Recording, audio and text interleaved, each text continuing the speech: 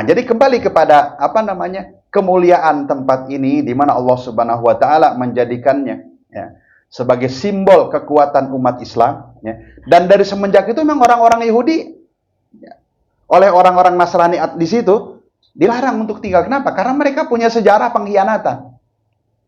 Walaupun seperti itu, umat Islam tetap menjaga amanah itu sampai dari generasi ke generasi ya. Al-Uqdah Al-Umariyah ini, janji Umar bin Khattab kepada masyarakat Nasrani di sana dijaga. Kemarin ada berita di Gaza, satu rumah sakit yang dibom sama Israel. Apa namanya? Rumah sakit Baptis. Ya kan? Berarti punya siapa tuh?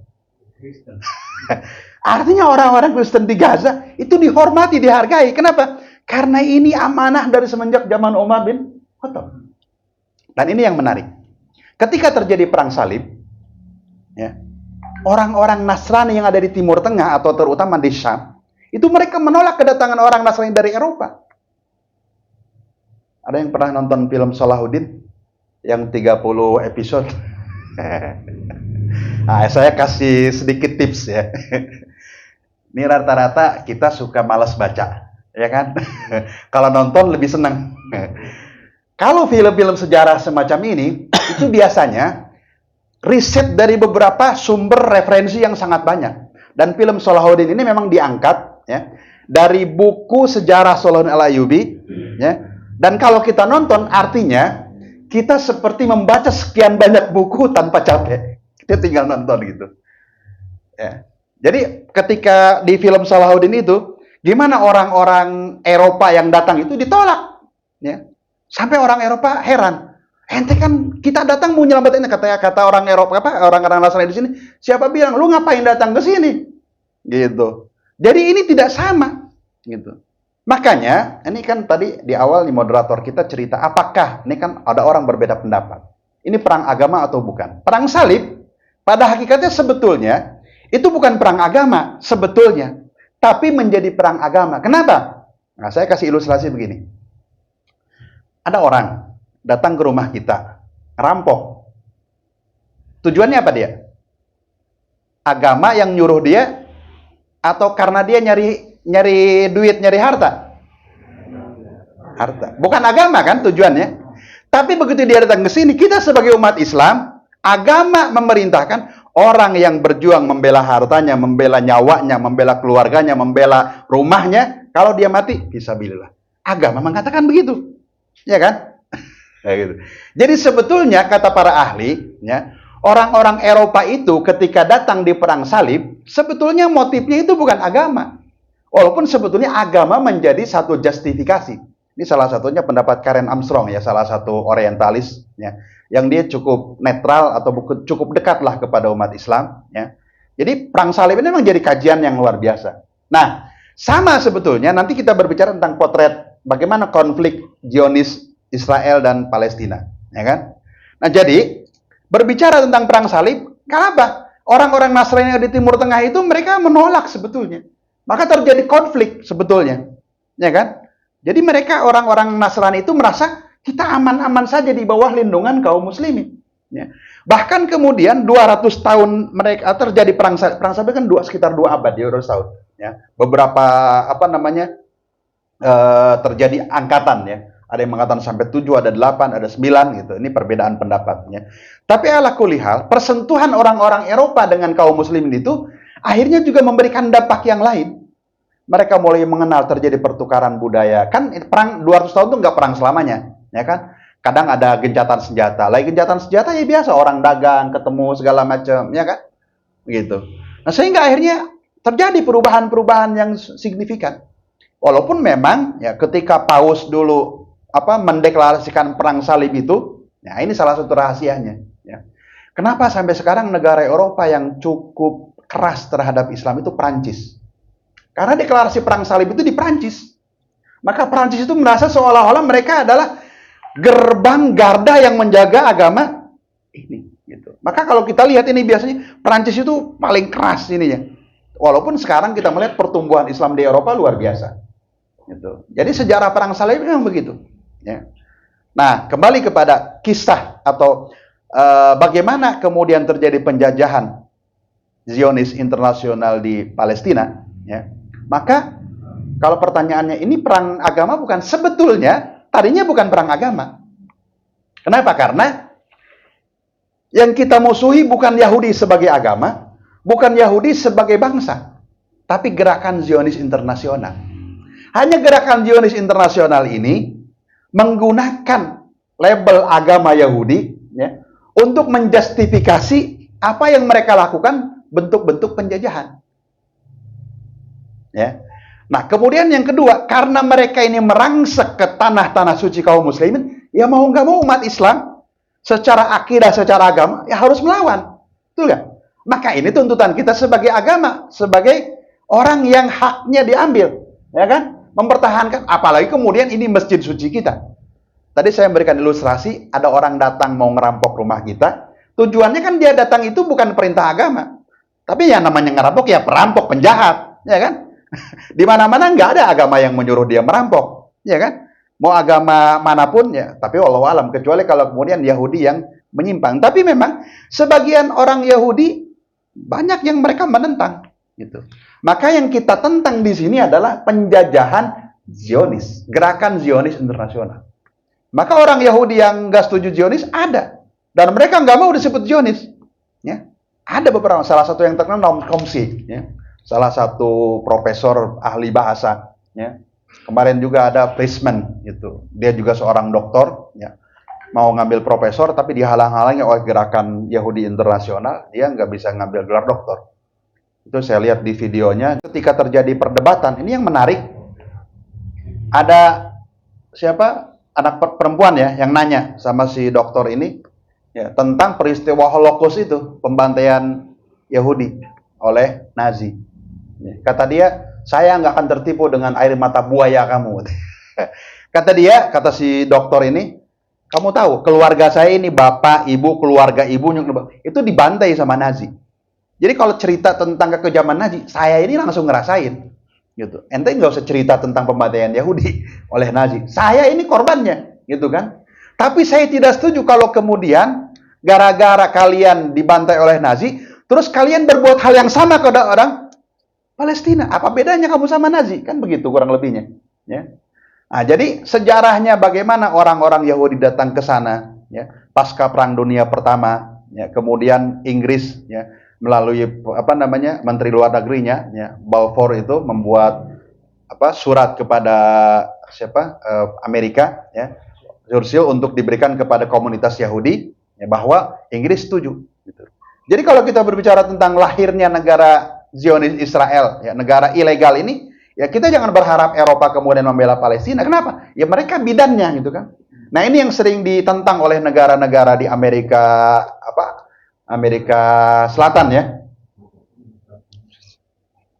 Kolombia, terus Venezuela. Kata mereka, orang Eropa yang dosa, kenapa kemudian orang Palestina harus bayar dosanya? Ya, apa salah orang Palestina? Ini kan orang Eropa merasa berdosa. Orang-orang Yahudi ini tertindas segala macam. Nah, mereka merasa berdosa, mau ngasih negara buat orang Yahudi. Tapi kenapa yang jadi korbannya orang Palestina? Lu yang dosa salah, kenapa harus orang Palestina yang menjadi itu? Nah, ini kita berbicara dari sisi sejarah, definisi, terminologi, dan hal-hal yang cukup mendasar. Maka dalam hal ini ya kita memusuhi gerakan Zionis internasional, melawan itu karena memang ini adalah gerakan yang jelas-jelas, ya kan? Kalau kita berbicara sebagai orang Indonesia, konstitusi kita mengatakan bahwa penjajahan harus dihapuskan, ya kan? Kemerdekaan hak segala bangsa. Kita berbicara kemanusiaan selesai. Kemudian kita berbicara dari sisi ikatan seorang muslim, nah, maka itu lebih jauh lagi, ya kan?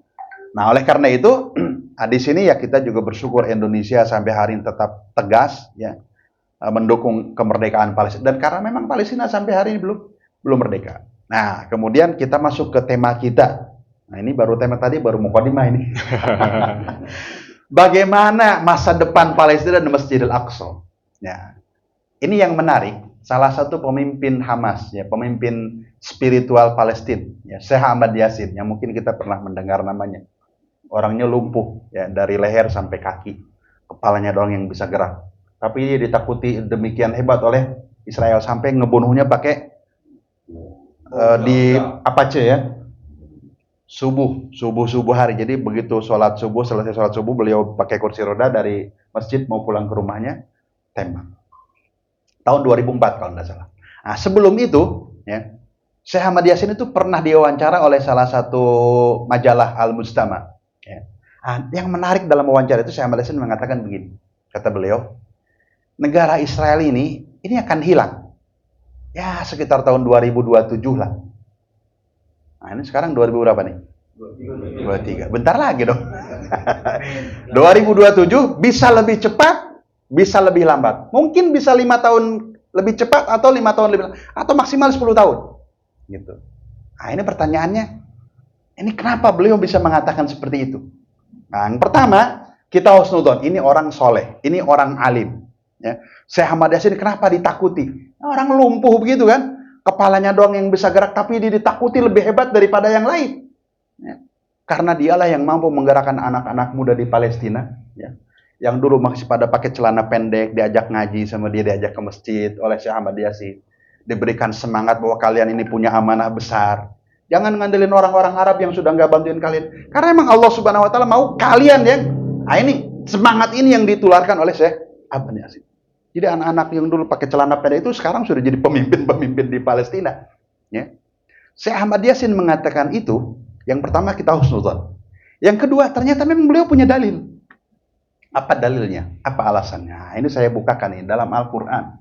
Di surat Al-Ma'idah ayat 26. Ya. Jadi Al-Ma'idah ayat 26 ini menceritakan Nabi Musa alaihissalam setelah keluar dari Mesir, itu kan Allah perintahkan untuk datang ke Palestina, berjihad, berperang, ya, supaya orang-orang Yahudi ini masuk ke Palestina.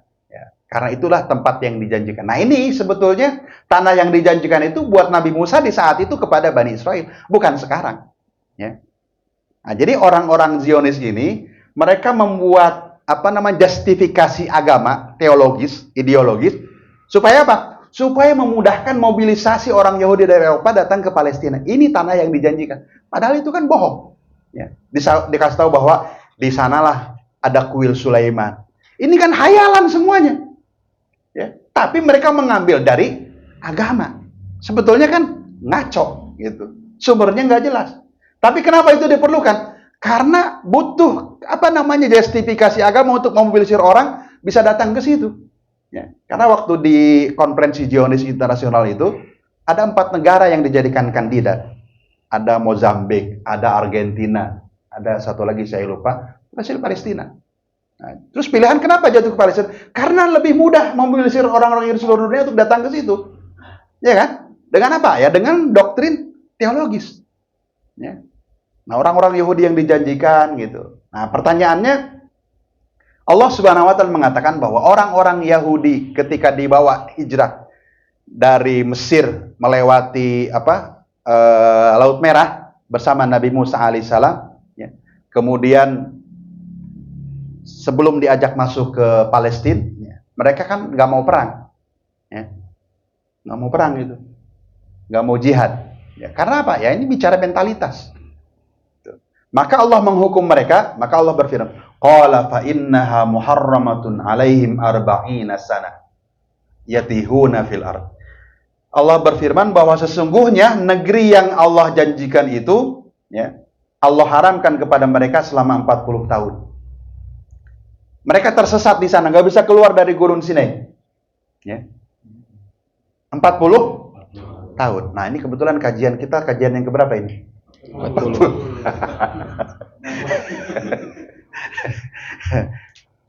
Kenapa ini angka 40 itu menjadi satu angka yang sakral? Pertama, Al-Quran menyebutkan itu. Nah, kalau kita buka tafsirnya, dalam tafsir Ibnu Katsir, kenapa Allah menyebutkan 40 tahun? Karena 40 tahun ini, ya sahabat majelis sekalian, ini adalah angka satu generasi.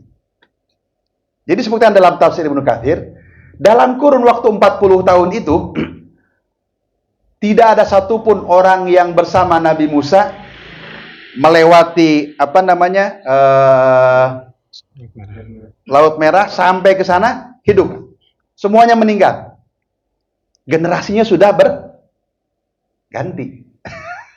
Selama 40 tahun mereka tersesat itu, ya, nggak bisa keluar dari situ. Itu kan beranak pinak di situ.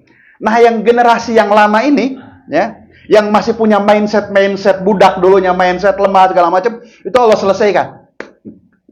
Baru setelah selesai, yang tersisa cuma satu, namanya Yusha bin Nun. Yusha bin Nun ini ada yang menyebutkan nabi setelah Nabi Musa alaihissalam, yang nanti memimpin Bani Israel untuk masuk ke Palestina, kemudian berjihad, mereka menang. Gitu. Nah, itu Yusha bin Nun saja yang Allah sisakan satu. Yang lainnya habis, udah meninggal. Artinya apa? Generasi baru yang lahir. Nah, jadi Syekh Ahmad Yasin, kenapa beliau mengatakan tahun 2027, ya? Karena beliau mengambil ayat ini. Siklus 40 tahun, betul. Jadi, tahun 87 itu adalah intifadah pertama meledak. Ya. Tentu Syekh Ahmad Yasin sebelum 87 itu berdakwah. Ya. Kita mungkin dulu pernah ngelihat ya, anak-anak muda Palestina yang pakai kafi ya, lagi pakai batu begini, bandringan, tank dilawan pakai batu. Ini kan kalau kita orang gila gitu kan.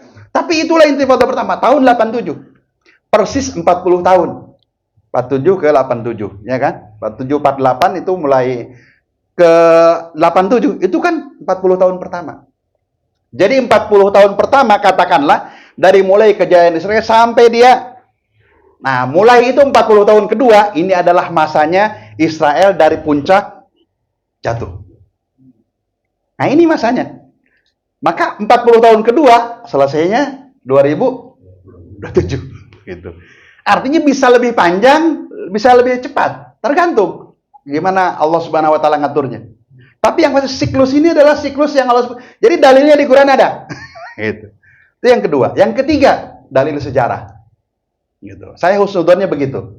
Ya, jadi dalil husnudon, kalau tadi tentang 40 tahunnya itu memang Qur'annya ada. Ya. Kalau dari sejarah, ketika dulu Palestina, Masjid Al-Aqsa dikuasai tentara salib, itu tidak lebih dari 90 tahun. 87 tahun. Atau 88. Kurang lebihnya begitulah. Ya. Artinya, nggak mungkin lebih dari itu. Gitu. Kenapa? Ini sejarah berulang. Gitu. Dan potretnya hari ini akan kita lihat. Ya. Nah, jadi kalau bicara 27 ini ada dua hal sebetulnya. Pertama, ini berita gembira buat kita. Tapi yang kedua juga satu peringatan. Ya. Pertanyaannya, kontribusi apa yang bisa kita berikan? Kenapa? Karena ini limited edition, ini edisi terbatas. Jangan sampai kemudian ini kita luput mendapatkan keutamaan. Sebab nanti kalau sudah menang itu beda nilainya. Ya kan? Maka Quran itu yang mengatakan, la yastawi minkum man anfaqa min qablil fathi wa qad. Enggak sama orang yang infak sebelum futuh, ya, sebelum kemenangan dengan setelah kemenangan. Karena orang yang infak sebelum kemenangan, dia punya keyakinan besar walaupun belum kelihatan, tapi yakin. Dan itu yang ditanamkan kepada anak-anak Palestina. Mereka yakin. Gitu. Beda kalau sudah kelihatan udah menang. Nah, orang berbondong-bondong kan ibaratnya, Oh iya ya benar. Itu kan lain gitu. Lain gitu. Maka kontribusi kita hari ini ya berbicara tentang hal ini yang harus terus kita mudah-mudahan ya, kita yang bisa mempercepat gerakan itu. Tentu dengan berbagai hal yang bisa kita lakukan ya. Bisa memberikan apa namanya yang bisa, yang punya harta kita, yang punya ya macam-macam ya kan. Yang pasti bagaimana kemudian kita ingin berada yang Allah sebut tadi haulahu alladzi barakna haulahu linuriyahu min ayatina. Insyaallah kita akan melihat keajaiban-keajaiban itu. Nah, karenanya ya kita juga waktu itu saya diskusi dengan beberapa syekh Palestina ya. Ya mereka bilang ya memang kalau kita lihat ada beberapa kesalahan penafsirannya dari beberapa ustadz-ustadz yang mungkin ya semangat ya tentang Palestina ini dan sebagainya ya. Bahwa hadis-hadis tentang akhir zaman, tentang perang umat Islam dengan Yahudi, Israel dan sebagainya, itu kan banyak ya. Dan sering disebut, kita juga mungkin bisa lihat di YouTube dan sebagainya. Ya. Ini sebetulnya yang disebut dengan perang akhir zaman itu, kata para masyaikh, itu yang dimaksud Yahudi itu bukan Yahudi yang ini gitu. Jadi yang nanti di akhir zaman Yahudi datang dengan apa di belakang Dajjal, itu bukan Yahudi ini. Gitu. Kenapa? Karena hadisnya, kalau kita lihat hadisnya, itu adalah Yahudi dari Khurasan. Yahudi dari Iran. Nah, sementara Yahudi yang sekarang di Palestina, Yahudi mana, Pak? Iya, dari mana orangnya? Eropa. Bukan dari Khurasan. Jadi bukan Yahudi ini gitu. Kenapa? Ini Yahudi-Yahudi impor, Yahudi-Yahudi yang dari Eropa yang dimobilisir datang di Palestina. Ya kan? Jadi yang disebut dengan dalam hadis-hadis itu bahwa nanti akan muncul Dajjal di belakangnya didukung oleh Yahudi. Itu Yahudi dari Khurasan. Hadisnya memang begitu gitu. Nah, sehingga kata para ulama Palestina di sana, kita punya keyakinan besar bahwa ya ini harus dibebaskan dulu. Artinya Palestina merdeka dulu, Israel hilang ya. Jadi kalau misalnya kita hari ini buka Google Map ngetik nama Palestina, nggak mungkin ada. Israel kan yang ada. Ah, sekarang kita mulai kampanye Israel harus kita hapus dari peta. Gitu. Itu kita harus punya keyakinan itu gitu. Jadi solusinya apa? Ya ini Israel memang dan tanda-tandanya sebetulnya sudah terlihat dari kemarin. Ya. Ketika Donald Trump itu jadi presiden, ya, kebetulan saya berkesempatan bawa salah satu syekh kita bawa ke DPR waktu itu. Ya, nah dalam diskusi kita disampaikan kepada DPR. Ya. Salah satunya dikatakan bahwa Donald Trump ini ketika dia jadi presiden, ini Israel orang-orang Yahudi Israel itu yang ada di Israel yang negara ilegal ini, sebetulnya dalam kondisi konflik yang luar biasa. Hari ini juga sebetulnya konflik, ya kan? Netanyahu ini terancam di penjara sebetulnya hari ini. Kenapa? Karena kasus korupsi yang mendera dia. Jadi pertanyaannya sebetulnya yang butuh perang Netanyahu. Netanyahu butuh perang gitu. Kenapa? Untuk menyelamatkan dia. Sebab dia di demo masyarakatnya, di lingkaran elit politiknya juga sedang pecah gitu kan. Terancam dia ini secara politik gitu. Netanyahu yang sebetulnya butuh peperangan untuk mengkonsolidasi elit mereka. Nah, sebetulnya kalau kita lihat jauh-jauh hari dari Donald Trump ketika dia berkuasa, Donald Trump akhirnya membuat satu gebrakan ya dengan meluncurkan satu statement memindahkan ibu kota Israel ke Yerusalem, ya kan? Nah, sampai heboh kan demo di mana-mana gitu. Ini gimana ceritanya? Ini sebetulnya hiburan, ya. Bukan berarti mereka sedang kuat. Jadi Donald Trump ini ingin memberikan pesan kepada orang-orang Yahudi yang ada di sana di Palestina, ya, yang mereka sebutkan dengan negara Israel bahwa Amerika posisinya kuat. Kalian gak usah khawatir. Nih, buktinya apa? Ya, ibu kota kalian dari Tel Aviv dipindahin. Tapi kan buktinya juga itu cuma omong doang. Ya kan? Buktinya nggak ada. Karena mereka juga takut. Ini hanya sekedar pesan bahwa kalian tenang. Kalian gak usah takut. Ya. Ini ada Amerika, ini ada yang siap membackup kalian gitu. Donald Trump kemudian mengatakan, "Nih, sudah kita deklarasikan harus dukung." Nah, kemudian Donald Trump itu bikin satu project, ya. Disebutnya saya lupa istilah bahasa Inggrisnya. Kemarin tuh sempat rame, ya. Jadi intinya normalisasi hubungan antara negara-negara Arab di sekitar Palestina. Ya. The Deal of Century kalau nggak salah. Ya. Jadi perjanjian damai abad ini, gitu. Kurang lebihnya begitu. Bahasa ininya saya lupa itu. Ada istilahnya yang dipopulerkan. Ya. Jadi intinya bagaimana Amerika membuat terobosan dengan Mesir, Emirat, Saudi dan sebagainya, bikin normalisasi dan nanti mereka akan membuat satu kawasan baru di daerah Teluk. Jadi ini proyeknya Donald Trump. Gitu. Jadi dia akan bangun kondominium besar, dibagi-bagi, nanti orang Palestina udahlah dikasih tempat, ente nggak usah mikirin lagi Yerusalem, Al-Quds, udah dipindahin nanti ya di sini, ya kan? Itu proposal yang dibuat oleh salah satunya oleh menantunya Donald Trump yang orang Yahudi, ya kan? Jadi Donald Trump punya proyek itu bagaimana supaya tercipta perdamaian, itu kan cita-cita mereka. Gitu. Ya, ini yang kemudian ditolak mentah-mentah oleh termasuk saudara-saudara kita di Palestina. Dan yang terakhir, ya, sebelum kita diskusi, ini kepanjangan ini saya nih. Kenapa saudara kita di Gaza ini orang-orang yang bertahan? Ya. Nah, ternyata ada satu hadis Rasulullah SAW, ya, yang memang mungkin hadis ini jarang dibahas. Ya, tapi hadis ini sahih, riwayat Imam At-Tabrani. Ya, beliau menyebutkan begini, kata Rasulullah SAW bahwa sesungguhnya awal mula agama ini atau awal mula urusan ini, kata Rasulullah SAW, itu adalah kenabian dan rahmat. Ya. Nah, terus di ujung akhirnya kata Rasulullah SAW, ya, sesungguhnya sebaik-baik jihad adalah ribat. Ribat itu artinya bertahan. Ya. Nah, sehingga orang-orang yang tinggal di Masjidil Aqsa itu disebutnya murabit, orang yang bertahan di Masjidil Aqsa, laki-laki ataupun perempuan. Ya, karena orang-orang Yahudi ini mereka merangsek masuk ke Masjidil Aqsa, bikin ritual ibadah di masjid, di dalam masjid. Ya, itu yang kemudian ditentang oleh saudara kita yang jaga di Masjidil Aqsa, yang ngaji, yang bikin taklim segala macam, ya kan? Nah, orang-orang disebut dengan murabit. Ya, di kita bahasanya jadi marbot. Marbot masjid itu ya orang yang murabit di situ, itu kan jadi marbut dari bahasa Arab sebetulnya. Nah, jadi kata Rasulullah, sebaik-baik jihad adalah ribat. Ribat itu bertahan, berjaga. Dan sebaik-baik ribat, kata Rasulullah, adalah di Asqalan. Asqalan itu di mana? Ah, itu Asqalan itu mungkin yang pernah di pesantren, pernah dengar nama satu ulama besar, namanya Ibnu Hajar Al-Asqalani. Ya, penulis kitab Bulughul Maram. Nah, Wan masih ingat tuh Bulughul Maram? Kitab Bulughul Maram ini kitab yang terkenal, ya, ditulis oleh Imam Ibnu Hajar Al-Asqalani. Ibnu Hajar ini yang menulis syarah Sahih Bukhari, namanya Fathul Bari. Ibnu Hajar Al-Asqalani. Ibnu Hajar itu ada dua.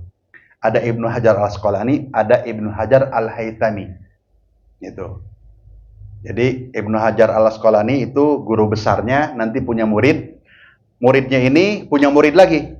Ya. Namanya Ibnu Hajar Al-Haytami. Ini Ibnu Hajar dua-duanya pinter. Jadi muridnya Ibnu Hajar Al-Asqalani ini, kata dia, saya ini dijepit di antara dua batu. Ibnu Hajar kan artinya anak batu. Kenapa? Dia punya guru pinter, punya murid pinter. Gitu. Di sini ngaji harus jago.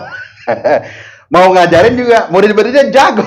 Jadi harus persiapannya yang benar-benar. Kata dia ini, saya ini punya guru pinter, punya murid juga pinter. Seperti orang kejepit di antara dua batu, katanya. Ya.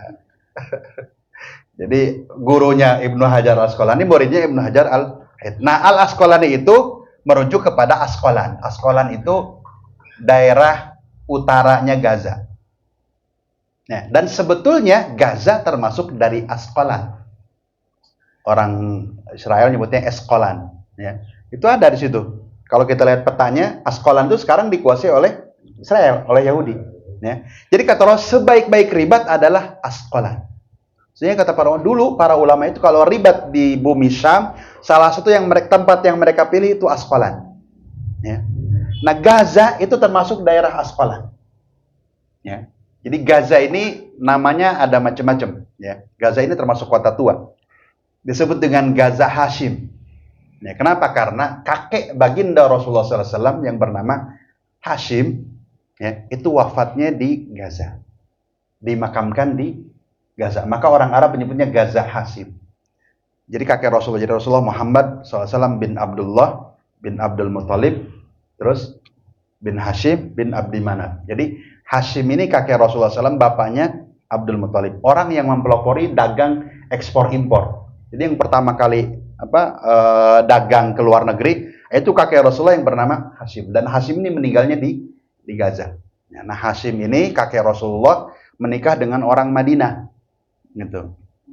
Jadi ibunya Abdul Muthalib itu orang Madinah dari Bani Najjar. Makanya Rasulullah ketika hijrah ke Madinah itu hijrah ke tempat saudara ibu, berarti saudara nenek, ya kan? Bani Najjar itu saudara Rasulullah, walaupun jauh ya. Tapi kan itu masih tetap ada ikatan saudara. Ya. Nah Gaza ini Imam Syafi'i itu lahirnya di Gaza. Ada yang menyebutkan di Asqalan, nggak salah, dua-duanya betul. Kalau menyebut di Gaza betul, menyebut Asqalan karena Gaza dulu masuk ke dalam daerah Asqalan. Nah, maka kalau kita melihat hadis ini, itu tadi misalnya ini ada berbagai perbedaan pendapat, orang harus hijrah segala macam. Oh enggak, ini hadisnya jelas ya, bahwa sebaik-baik ribat itu ribat di Asqalan. Nah, ini salah satu rahasia kenapa Allah Subhanahu wa taala memberkahi orang-orang Gaza dengan luar biasa. Tadi kan saya sebutkan ya, kenapa ini Gaza 2 juta orang dipenjara di situ, karena memang Allah berkahi orang-orang itu. Salah satu ribat terbaik, nah itu memang disebutkan Rasulullah. Baik, itu barangkali sahabat-sahabat sekalian, mudah-mudahan ini menjadi pencerahan buat kita semua dan bermanfaat khususnya bagi saya yang menyampaikan. Kalau ada tambahan atau ada pertanyaan, saya persilahkan.